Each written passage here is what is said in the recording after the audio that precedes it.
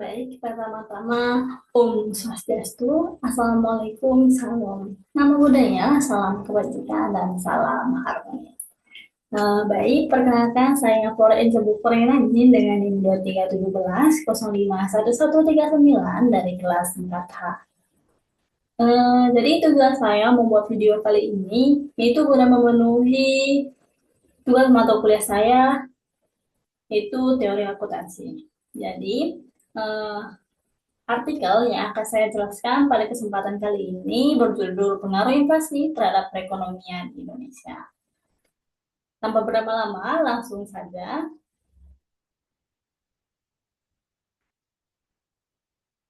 Jadi, topik yang diangkat adalah akuntansi inflasi. Adapun akuntansi inflasi sendiri adalah sebuah bidang krusial dalam ekonomi dan akuntansi yang membahas secara mendalam bagaimana fenomena ekonomi makro berupa inflasi mempengaruhi berbagai aspek fundamental perekonomian suatu negara. Dalam konteks artikel ini, fokus utamanya adalah bagaimana inflasi telah mempengaruhi dan membentuk pola pertumbuhan ekonomi Indonesia selama periode yang sangat dinamis, yaitu dari tahun 2020 hingga tahun 2023. Inflasi di sini tidak hanya dipandang sebagai sekedar kenaikan harga barang dan jasa, melainkan sebagai sebuah kompleksitas ekonomi yang secara langsung berdampak pada stabilitas harga secara keseluruhan, kekuatan daya beli masyarakat dari berbagai lapisan, serta secara fundamental mempengaruhi kinerja ekonomi nasional, termasuk sektor-sektor kunci dan pengambilan keputusan bisnis. Selanjutnya yaitu garis besar topik. Secara garis besar, artikel ini menyajikan analisis komprehensif mengenai interaksi antara inflasi dan pertumbuhan ekonomi di Indonesia selama 4 tahun terakhir yang penuh tantangan. Garis besar topik yang pertama yaitu analisis data inflasi dan pertumbuhan ekonomi PDB. Artikel ini melakukan kajian mendalam terhadap data-data makroekonomi primer, yaitu tingkat inflasi dan produk domestik bruto atau PDB Indonesia, yang berfungsi sebagai indikator utama pertumbuhan ekonomi. Analisis ini mencakup periode krusial dari 2020 saat Indonesia dan dunia dihantam pandemi COVID-19 hingga 2023 di mana ekonomi mulai menunjukkan tanda-tanda pemulihan dan penyesuaian terhadap kondisi global baru. Yang kedua yaitu identifikasi penyebab utama lonjakan inflasi. Salah satu fokus utama artikel adalah mengidentifikasi dan menjelaskan akar permasalahan di balik lonjakan inflasi yang signifikan, khususnya pada tahun 2022, di mana puncaknya mencapai 5,51%. Penyebab-penyebab ini tidak hanya bersifat domestik, tetapi juga sangat dipengaruhi oleh faktor eksternal, seperti gangguan rantai pasokan global yang disebabkan oleh lockdown dan juga konflik geopolitik, serta kenaikan harga energi dunia yang memicu efek domino pada biaya produksi dan transportasi. Yang ketiga yaitu penguraian dampak inflasi terhadap konsumsi domestik, daya beli, dan pertumbuhan ekonomi. Artikel ini merinci bagaimana inflasi secara langsung mempengaruhi kehidupan sehari-hari masyarakat, kenaikan harga barang pokok dan energi secara signifikan, mengikis daya beli masyarakat yang pada gilirannya akan berdampak pada pola konsumsi domestik. Serta yang terakhir yaitu kajian peran kebijakan moneter Bank Indonesia. Selain menganalisis dampak, artikel ini juga mengkaji peran vital Bank Indonesia atau BI sebagai otoritas moneter. BI menggunakan berbagai instrumen kebijakan moneter seperti kenaikan suku bunga, acuan, dan operasi pasar terbuka untuk mengendalikan inflasi dan menjaga stabilitas harga. Artikel ini mengevaluasi efektivitas kebijakan-kebijakan tersebut dalam menekan laju inflasi dan dampaknya terhadap stabilitas ekonomi nasional secara umum. Selanjutnya ada isu atau fenomena. Dari fenomena yang diangkat di artikel ini, yaitu pada tahun 2022, inflasi Indonesia melonjak hingga 5,51% akibat gangguan rantai pasokan global dan kenaikan harga energi. Hal ini berdampak langsung pada daya beli masyarakat, terutama pada kebutuhan pokok seperti pangan dan energi.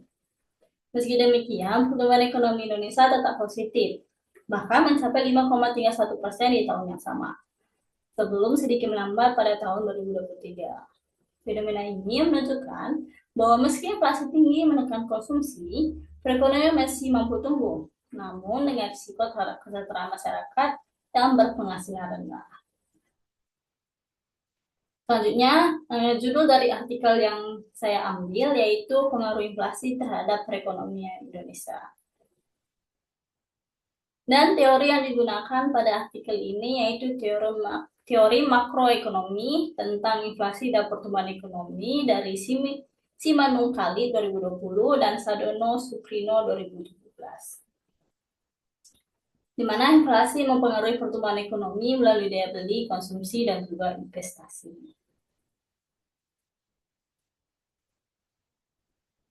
Selanjutnya yaitu hipotesis.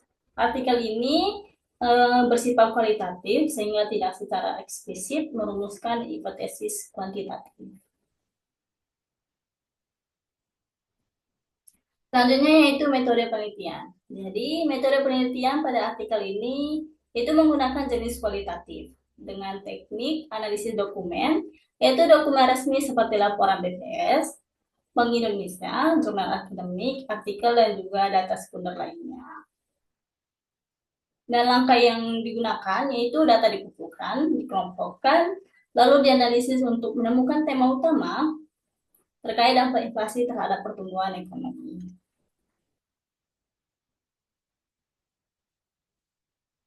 Selanjutnya itu hasil penelitian dan juga pembahasan. Jadi, inflasi Indonesia naik dari 1,68% pada tahun 2020 ke 5,51% pada tahun 2022. Lalu turun ke 2,61% pada tahun 2023. Hasil yang kedua yaitu kenaikan inflasi terutama disebabkan oleh kenaikan harga energi global dan gangguan rantai pasokan. Yang ketiga, inflasi tinggi menekan daya beli masyarakat dan konsumsi domestik terutama pada sektor energi dan juga pangan.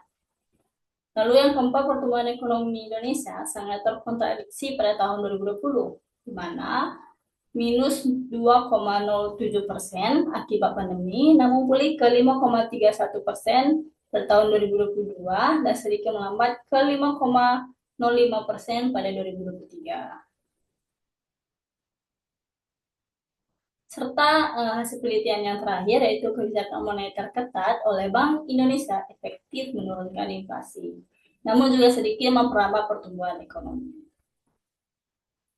Selanjutnya yaitu simpulan dasaran. Jadi simpulan pada artikel ini yaitu hubungan inflasi dan pertumbuhan ekonomi sangat kompleks.